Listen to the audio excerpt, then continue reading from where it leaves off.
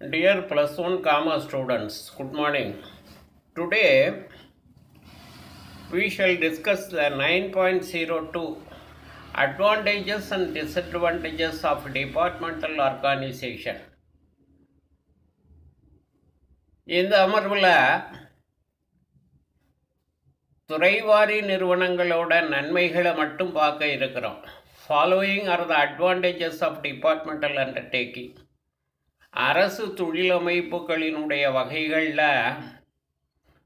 மிகவும் பழமையான அமைப்பு, the oldest form of government business organization in India is departmental undertaking.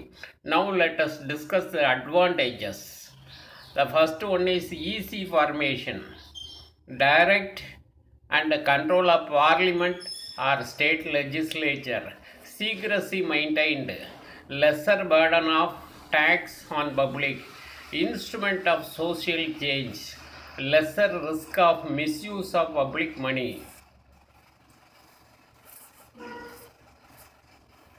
Guided by rules and regulations of the ministry. Okay, we will discuss one by one. The first and foremost advantage of departmental undertaking is easy formation. Easy formation. In your book bag also there is a long answer question. What are the advantages of departmental undertakings? What are the advantages of departmental undertakings? Easy formation. அமைப்பது எளிது. It is easy to set up a departmental undertaking. The departmental undertaking is created by an administrative decision of the government involving no legal formalities for its formation. அரசாங்கம் அந்த துறைவாரி நிறுவனங்கள் அமைப்பது மிக எளிது. அரசாங்கம் நிர்வாக முடிவெடுத்து இந்த நிறுவனங்களை, அரசு தொழில் நிறுவனங்களை துறைவாரி நிறுவனங்கள்ங்கிற முறையில் எளிதாக தொடங்கலாம். Direct and control of parliament or state legislature.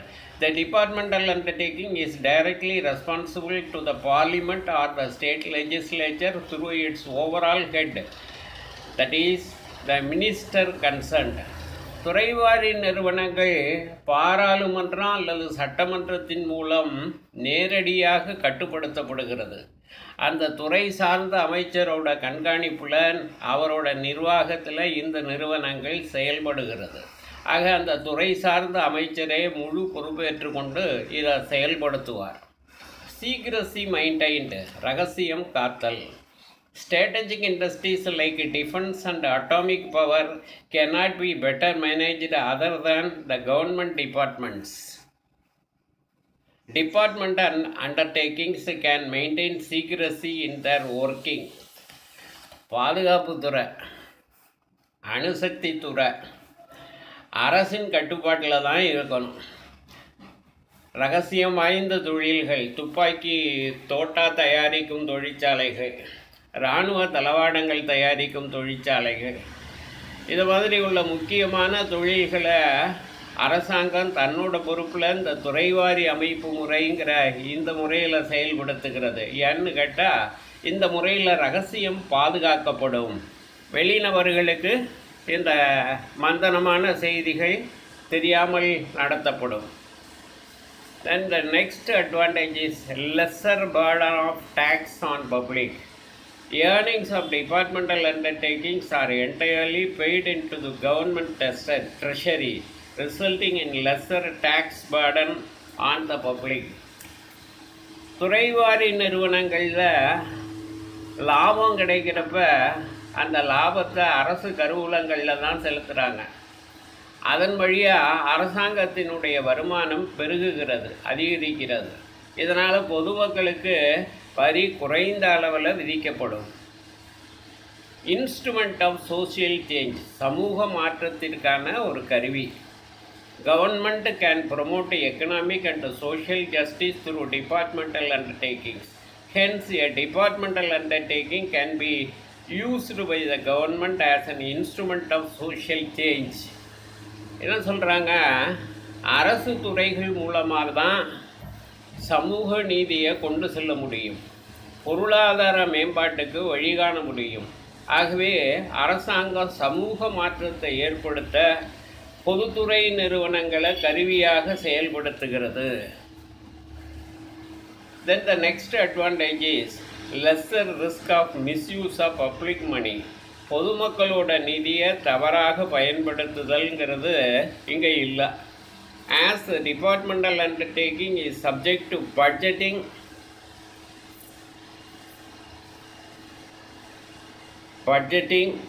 as the departmental undertaking is subject to budgeting, accounting and audit procedures of the government, the risk of misuse of public money is relatively less. துறைவாரி நிறுவனங்களில் வரவு செலவு திட்டம், கணக்குகள் மற்றும் தணிக்கை செயல்முறைகள் இதெல்லாம் அரசு கட்டுப்பாட்டில் இருக்கும்.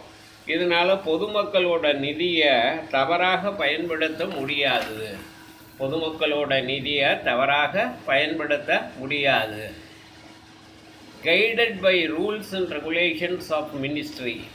அமைச்சகத்தோட விதிகள் செயல்பாடுகளை முறையாக பின்பற்றுதல். The offices of the departmental undertakings are under the supervision of the direct administrative control of the ministry.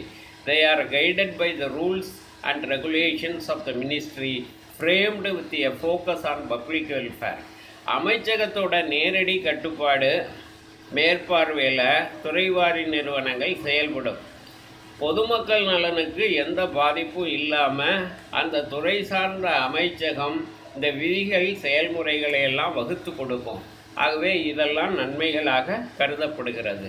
Okay students, thank you.